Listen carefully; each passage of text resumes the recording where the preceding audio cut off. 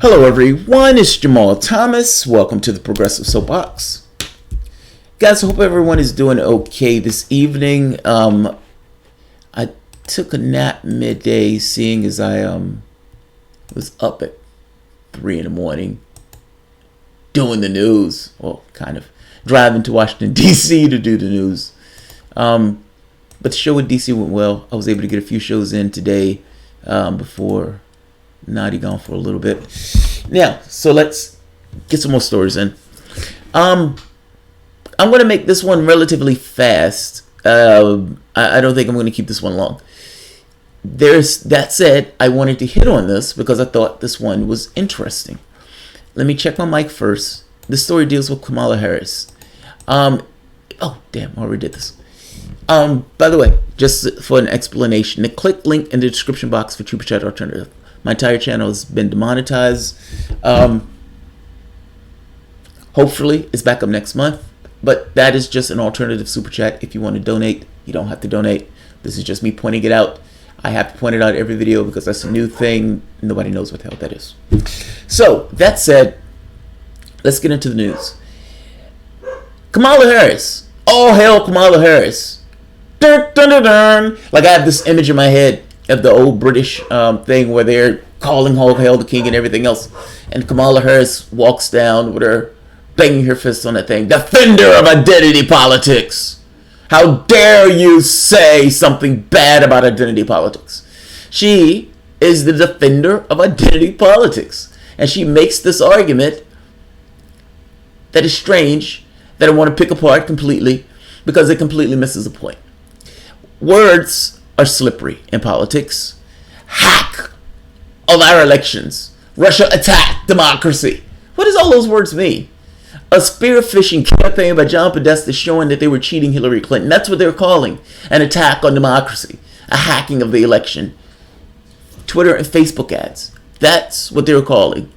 Put that in perspective. Meaning, keep that in your head. Facebook, Twitter ads compared to the language that they're using. I'm making the point that the language that they're using obfuscates what they're actually talking about. Same thing with this idea that identity politics is pejorative. It is a pejorative, but to a degree, and for reasons. And in those reasons, she's not necessarily making all that strong of a defense for. Let me show the article first so you guys can see what I am talking about. Let's see. And flip.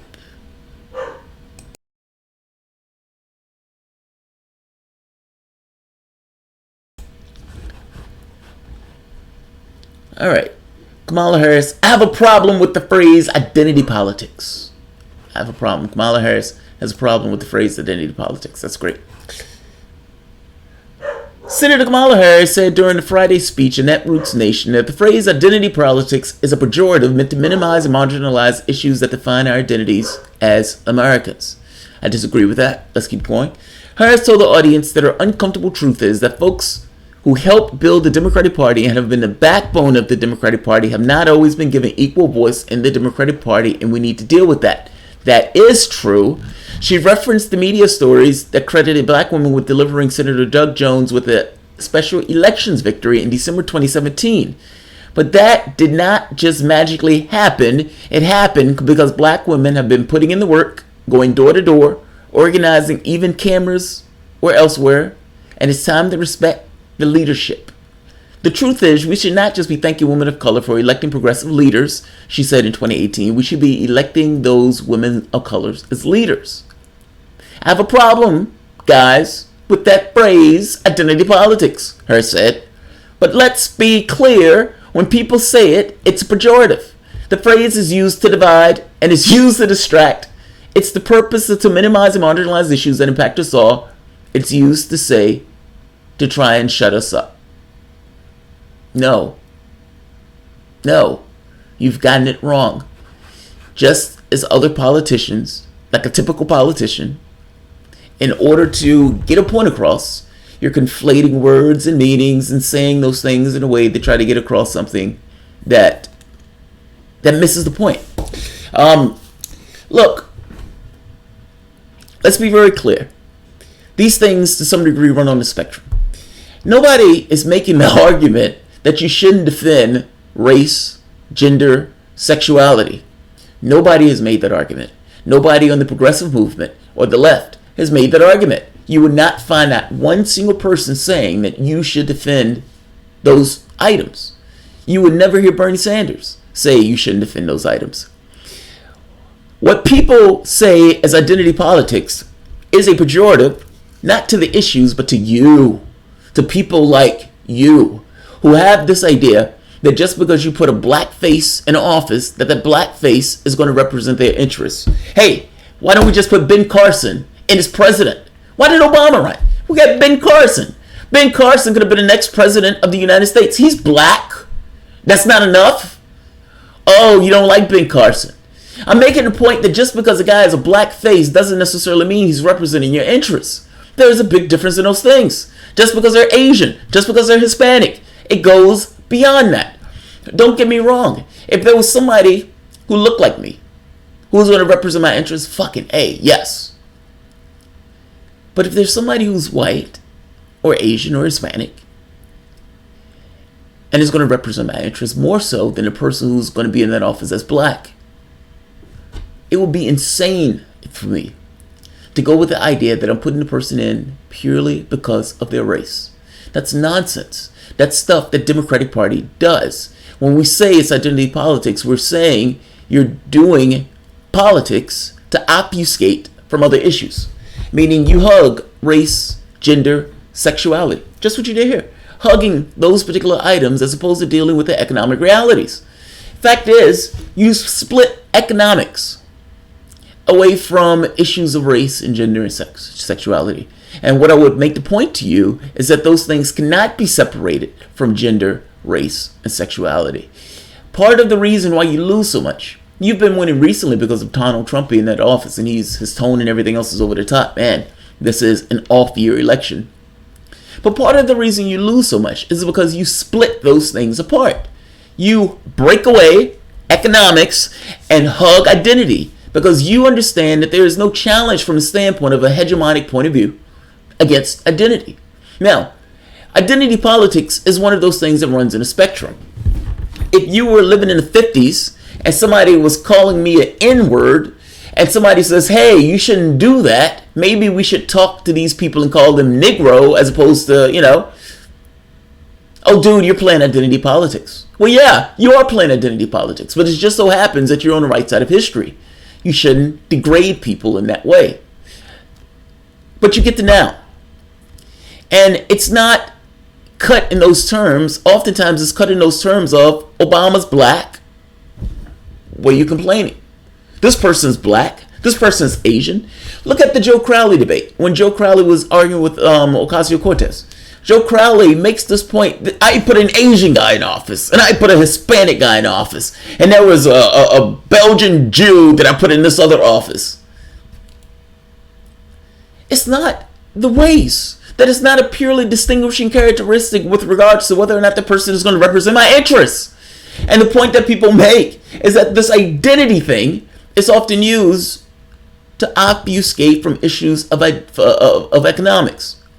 Because what people know and what people have become aware of and what people as up open to was that your party has an interest. And your party would go to the bat for the 1%, but it wouldn't necessarily do that for everyone else. And the belief is that the people who are putting money in your pocket has more sway over you than the people who you're trying to get to vote for you. That's the issue that people take with this point.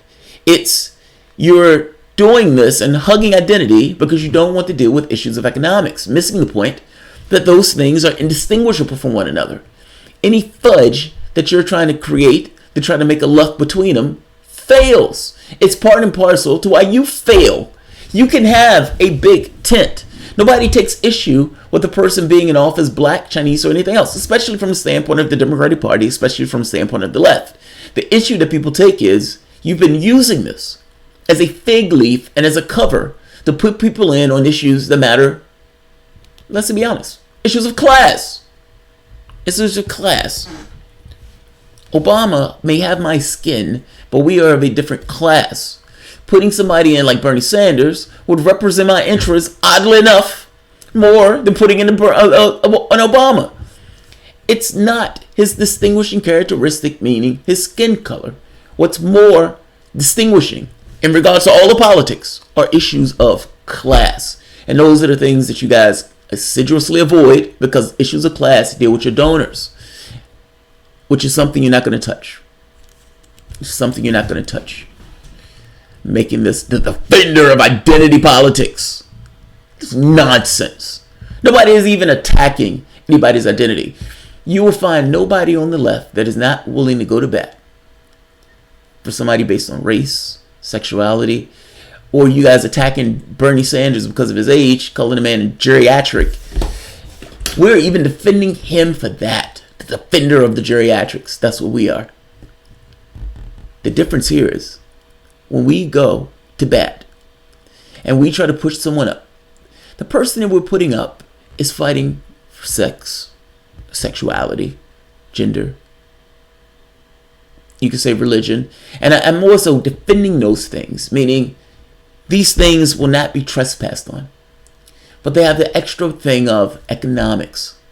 Because fact is, if you don't have food, clothing, shelter, somewhere to lay your head at night, then this idea of somebody not being racist against you becomes less important.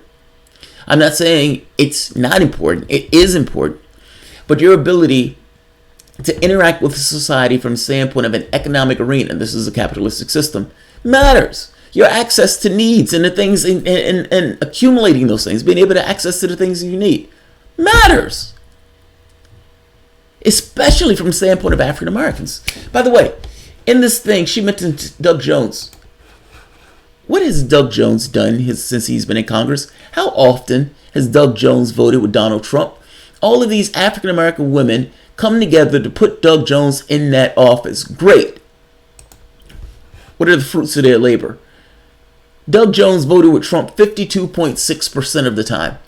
Do you believe that those votes that Doug Jones took were to the benefit or to the detriment of African American women, the same African American women that helped get him in that office? A second question, is Doug Jones going to vote for Ben Kavanaugh? And if Doug Jones is going to vote for Ben Kavanaugh, will Ben Kavanaugh get rid of Roe v. Wade? Oh, hell is hot. Hell is hot. Would that be to the benefit or to the detriment of black women? Since we're throwing black women out there and we're going to use them as the icon in this, I have no issue with any other race taking office. My concern here, and the thing that I want to get across here, is that issues of economics cuts across the entirety of the country, not just identities. And you, Miss Kamala, is the one who's splitting people up with identities. You are the one that's being divisive. Your party has been somewhat divisive on this in a way that it's hugged identities. And the more that it's eschewed economics, the harder it hugged identity. If you're not voting Democrat, you're racist, sexist, bigoted, and everything else. Some of the people are. Yes, that's true. But let's be honest.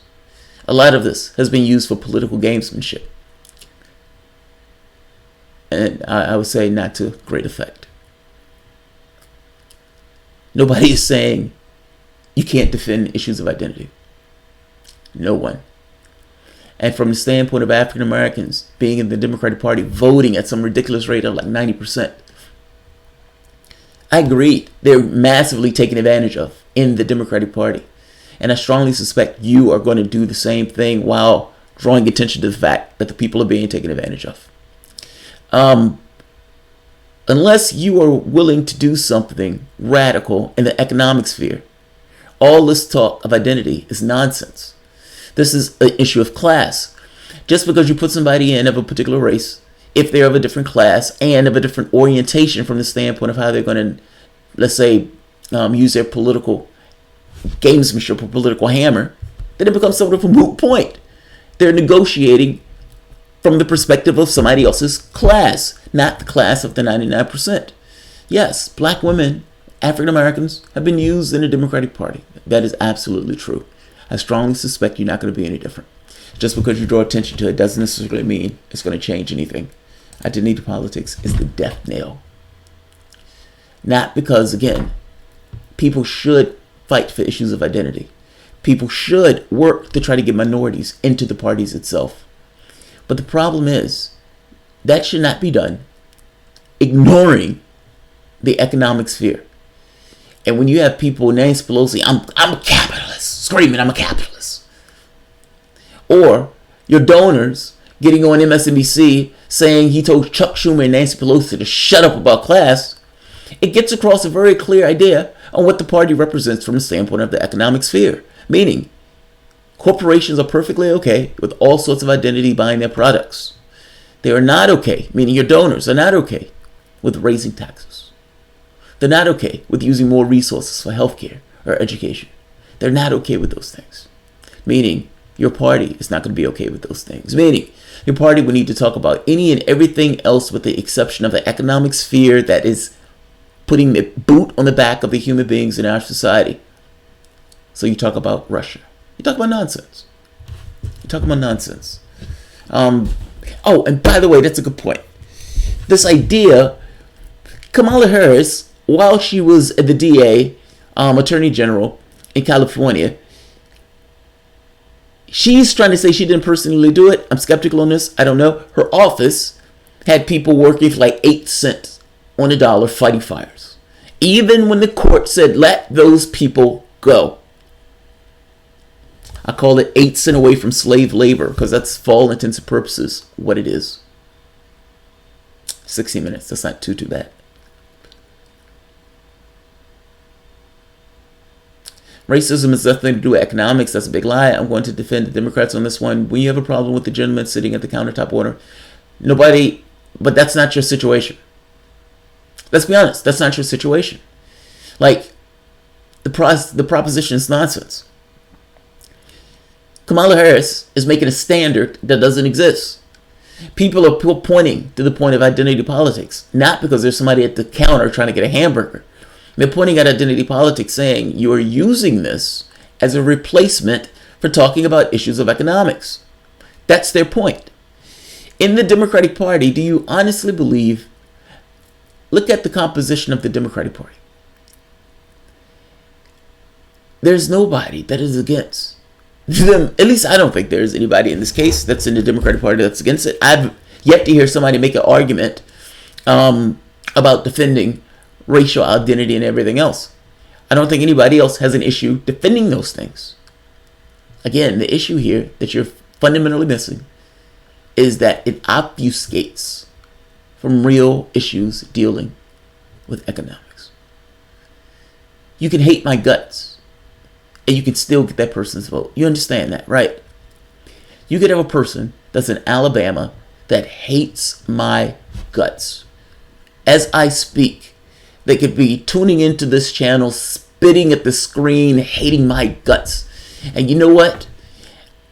That person who hates my guts will be in a closer economic situation and be in a fundamentally similar spot to me than Obama, African-American president, who's running and globe hopping, talking about how awesome the top 1% is.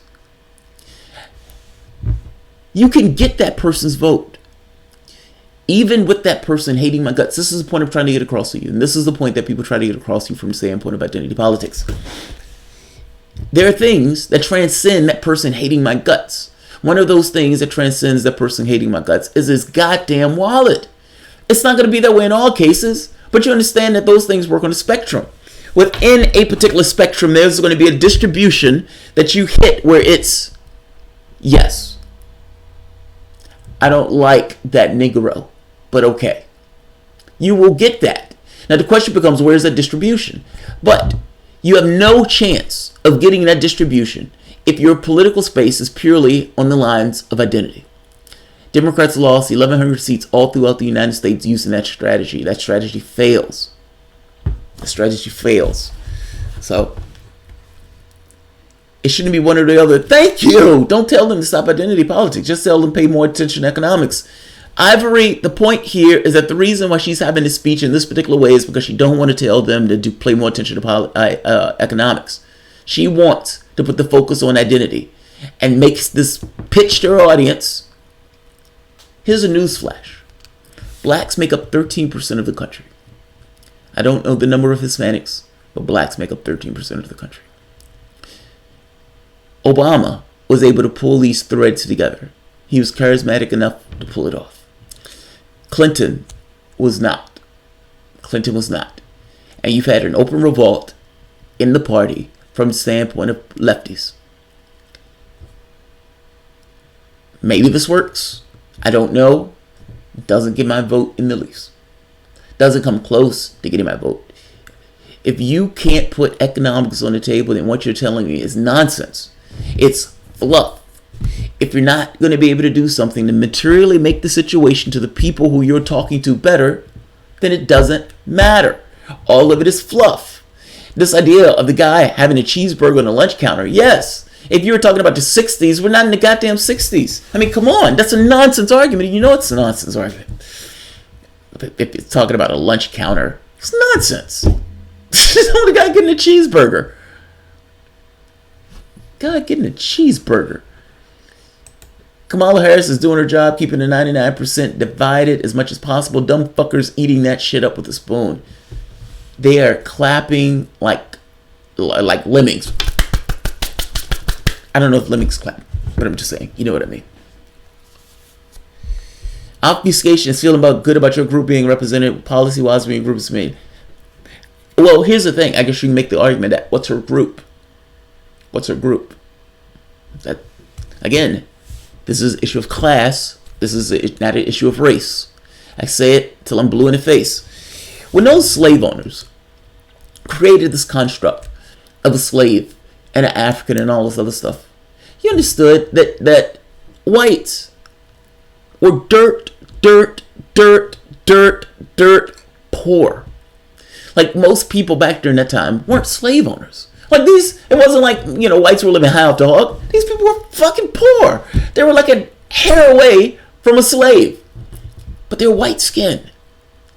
Like in their heads, I have white skin. I'm a notch above. The perspective itself, despite the material on the ground, the societal structure had conformed to that, which meant that the white skin to some degree was a benefit and a bonus in a societal space, even if they didn't have the material goods in order to kind of affect, whatever that is. Meaning, I don't have access to goods and the things that I need. However, I have white skin. I am a notch above. I understand this thing that you have some people who have this idea of race in this way. I get that. I get that there are a percentage of people in this country that are racist. Yes, that's been that way. That hasn't changed. I would say the degree changes, meaning the scale and how bad and everything else changes. But yes, I agree. But look, I always say whites aren't honest about their history. Like I say that because this country started with a genocide and was compounded with slavery. Just is what it is. It's one of the most horrific things ever done in history, hands down. And beyond that, it's glorified. I mean, it's so fucking weird. Like, we have Thanksgiving and we glorify Thanksgiving, and you're talking about a goddamn genocidal massacre. Now,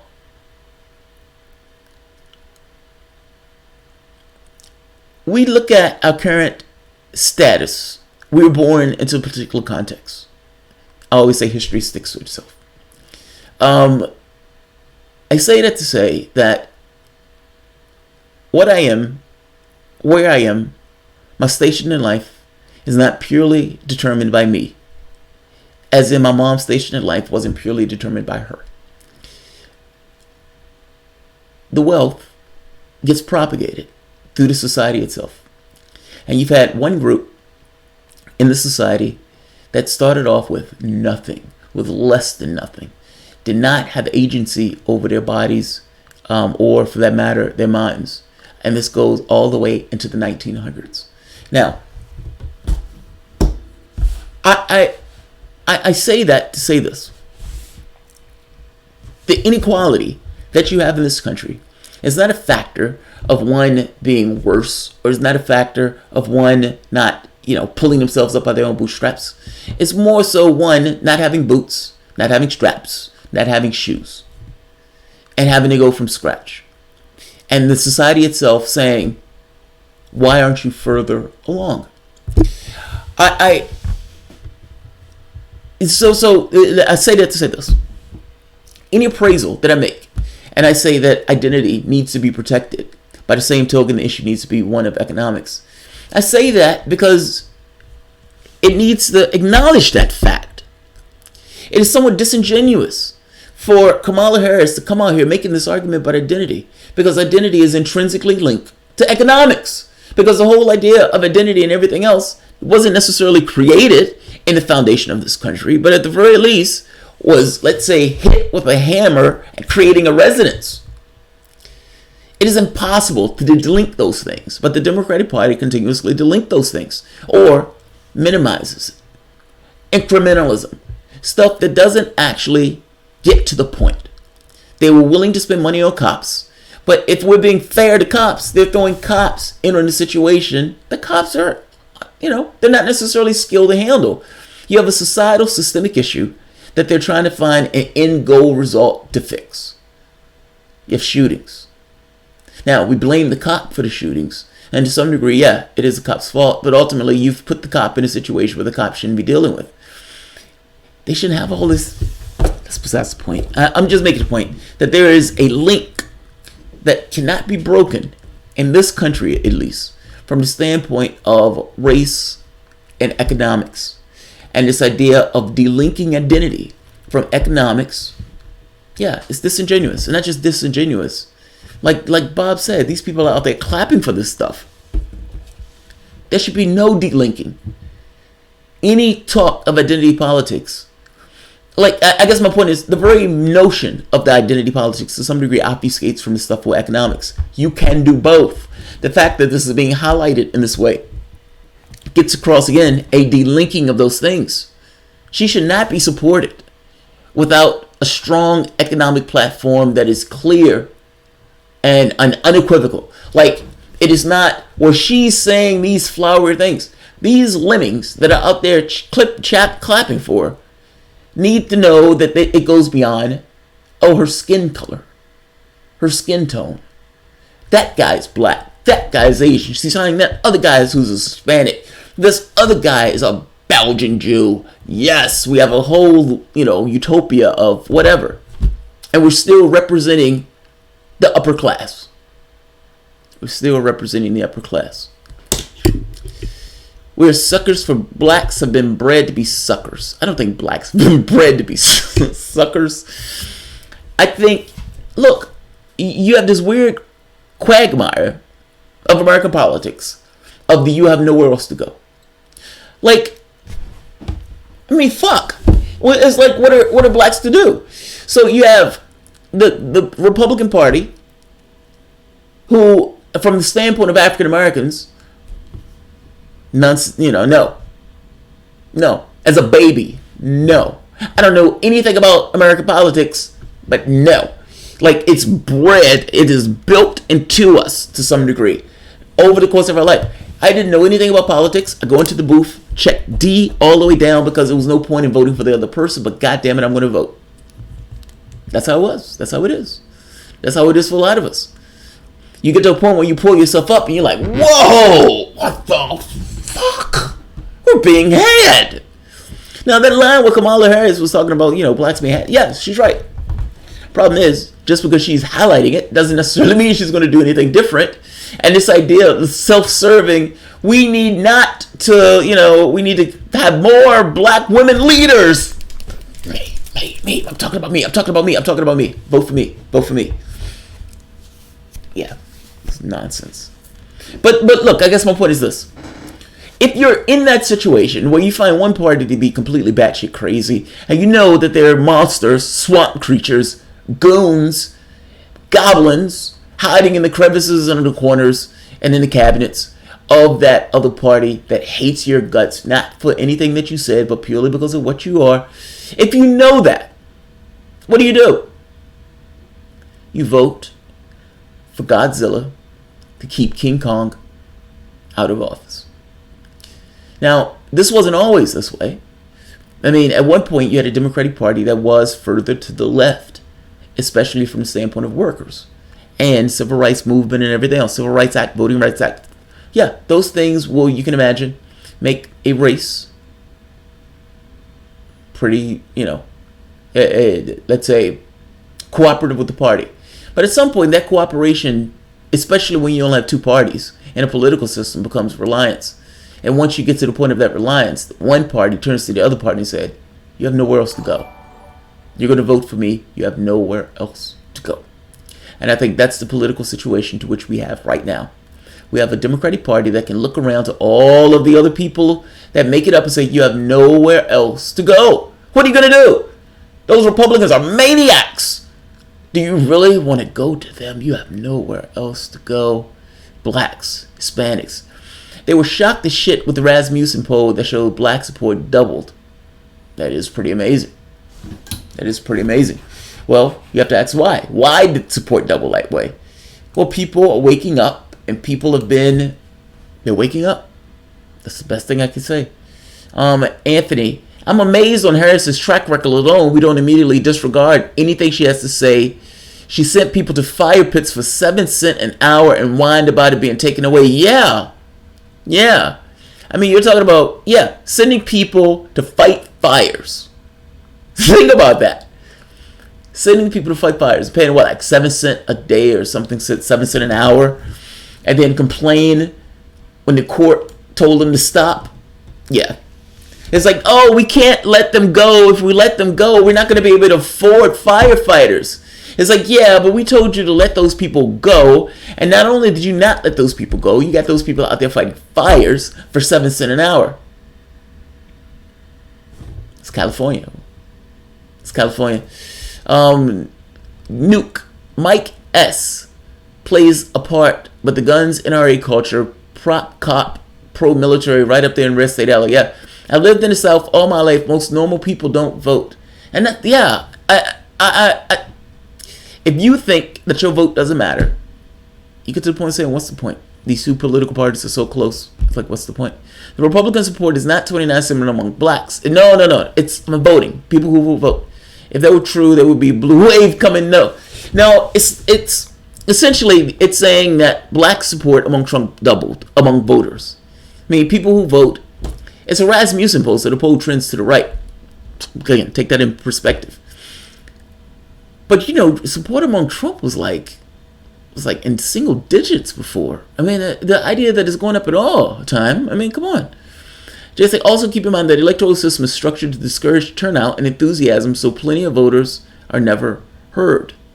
Consistently, blacks are dependent to be the built-in suckers of capitalism, and it has been this way since America's inception. Built-in suckers of capitalism. Well, you're not a sucker of capitalism if you're in slavery. I mean, ultimately, that's not really being a sucker. That's being subjugated and dehumanized into something that's more of a kind of a tool. No, I don't like that. That's not true. Like, it's not blacks consistently the suckers of capitalism. It's not just blacks. Like, think of all these Republicans that vote Republican. Poor, dirt poor Republicans voting Republican. Are they suckers of capitalism also? Are they saps? I make the point to you that most of the people, the 99%, if you can make the case, are suckers to capitalism, if that's the case, if you want to make. I mean, they engage themselves in a system. They allow all of this wealth to be expropriated to the top. We could get rid of poverty 7 times over. We don't do that because the wealth is being expropriated for the most part and held at the top. Are those people suckers of capitalism? I mean, look, I suspect to some degree those people are being bribed, like everyone else is bribed in the capitalistic system. And I say bribes in the sense of, hey, that guy's homeless. Yeah, somebody should be taking care of that. And you let the system keep ticking along. You know they're killing people abroad. You know that there's all of this money being spent on the military. Like in one situation after the next, nobody does anything about it. The wild part about it, I heard somebody responded. They were watching something in Iran, And they were like, God, why don't people fix that government? And it's like, but you're bitching about your own government. Why don't you fix your own goddamn government? As if those things are that easy to change. Greed won't stop on his own. Greed may have to stop on his own if this shit falls apart. I guess the question becomes, does it mean, is that the same thing as stopping on its own? I don't know. Some Democrats I know have completely given up and just accept America being pro-rich and argue all that matters right now is getting Trump out, even if we have more further right as a result. Yeah, Den 1, I greatly disagree with those guys. I don't accept that America is pro-right. I accept that we've had a Democratic Party that was in shambles and that couldn't create a clear delineation between who they are and who the Republican Party is.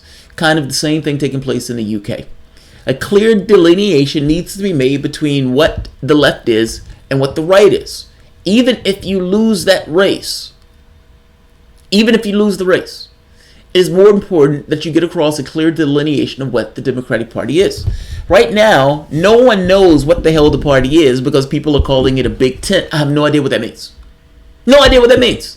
Parties are not big tents. Parties are specific instruments to get shit done and shit accomplished. And if you're a big tent, you're all over the place. I don't think you're a big tent at all. I think you're a corporatist party. And being a corporatist party, you're perfectly okay with dealing with issues of identity, but not necessarily issues that would affect your wallet. In which case, you will stick to those particular issues. That's what I think. I think that's the mantra of the big tent. I think you would hit guns because for the most part, you have no support among gun owners. That is a clear case where you can go balls out and go attack and you can go, get nuts on.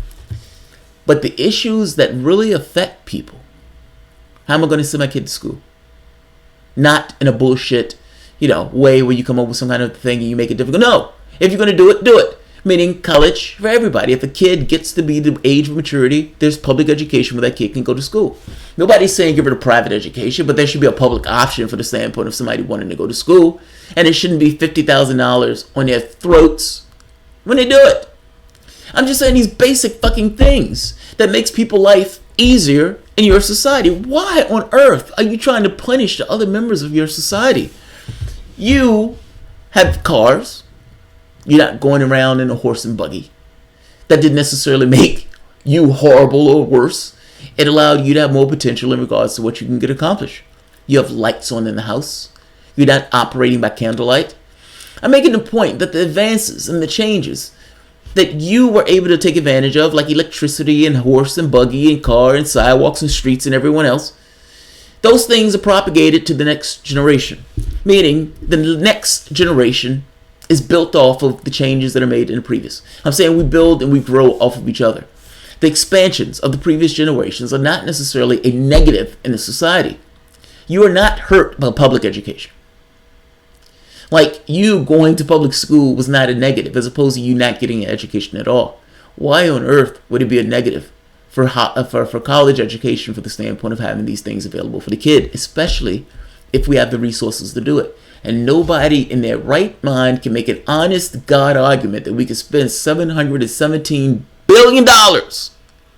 Billion with a B. But we can't spend under $100 billion to make sure each and every kid who wants to go to school can go to school. That's called potential. This idea that you're punishing kids for going to school is abysmal. It's utterly embarrassing that your society does that. Why on earth are you wanting to do that as a society? I mean, but you can go on with the stuff, healthcare and all these other things. You as a society have the capacity to do this. Any society can come together and say, we want to do X, Y, Z. That is called the propagation of your society, and that's making things better for the next generation that's going to build off of the changes and advancements of yours. Jesus fucking Christ. He was like, oh, they're trying to give stuff away. Yeah, in the same way that you were able to get electricity without using candles. That you're able to use cars without horses. Yes, all societies build on the benefits of the previous society. That's great. That's not a negative at all. That's positive. If you can put your kid in school without that kid having $20,000, $30,000, and even if you can afford it, why would you want somebody else to not have that potential or have that disincentive to not be able to go to school? It's fucking people's lives up purely for the sake of somebody else's bankroll. All right. The big tent thing is always, again, that's a political line. It's just, we're feckless. We don't stand for anything. We're just here, corporate party. We love all identities and all races purely because we think that if we can hide under this mantra of sorts, that we can get people to vote for us. Otherwise, we can call them sexist and racist and bigoted. Yes, there are some people who don't vote for you because they're sexist and racist and bigoted. There are others that don't vote for you, like myself, because you don't stand for anything. What I hope is that the large hair people agree with me and that the vacancy is punished. That's what I want. It's not that I want it because I want Republicans in office. I want to get shit done. And this broken wheel, trunk off, hood of the car scarred up, engine fell out the bottom, car is not going to get you to anywhere. They don't know what they are. They can't even articulate what they are. So why the hell are you going to vote for somebody who can't even articulate what they are in an honest way? Do you know, have you ever heard people say, well, you put them in office and you push them? Why do you got to push them? You got to push them because they don't represent your interests. It's not a party representing workers. It's a party representing the corporate class. This idea that you have plutocrats and workers in the same class when they have different interests. They have different interests. And fact is, the plutocrats who are putting money in the Democrats' pocket are the ones that have their ear. While at the same token, they shuck and jive and give all this theater like she's doing here to try to get votes. There is a difference in having somebody represent your interests as opposed to having somebody glad hand you. What you're seeing here is glad handing. There's a difference in those things. And I have no idea why anybody would believe a word that is coming out this woman's mouth. In fact is, this idea with identity politics stuff, issue is economics, the issue is class. Unless you're going to call it such. Keep walking. So I'll end it here. Let me see, somebody... Anthony, thank you very much, man. I appreciate your help with the channel. I really do. Especially with all of the fuckery that's taking place with the demonetization. It makes it difficult because people look at it and it's like, oh, where's Super Chat? There's no Super Chat. And they just kind of move on. It's like, fuck. All right. If you enjoy the content, please feel free to share, like, subscribe. Of course, you can always support through Patreon. Thanks, everyone. Oh, by the way, for all of the patrons, make sure you put your choices down for what you want to talk about as potential topics for next week. We're going to do that on Friday at 5 p.m. That should be fun. I think the last one went really well. We did the Russian Revolution. I think it ended up being like an hour, but it was fucking awesome. Some of the people there are pretty goddamn knowledgeable little subjects. And the gentleman that chose it, well, he chose it. I mean, you had a bunch of people, and it's just kind of like, all right, pick a topic out of a hat. Here's the topic, and let's go with it. So it was Russian Revolution last week. Not sure what it's going to be this week, but definitely add it to your list. We're having a Patron Appreciation Week. We're giving away T-shirts every week. So essentially, anyone that's a patron, put a name in a hat or a bucket or a box or something, and my wife comes and picks one, and that person gets a T-shirt. The person will be notified. I won't necessarily announce names without talking to people because that's a little weird sometimes. Like, oh, dude, I didn't want you to, let people know that I was supporting a communist. I'm not a communist, but people call me a communist. So yeah, I ended at that. All right, guys. Thank you very much. I don't know if I'm going to have another show tonight. I may have another show. I am sitting here scanning the news, so it's possible. Not to mention I had a few shows I wanted to do before going to DC in the morning. So, thank you guys for showing up. Talk to you later.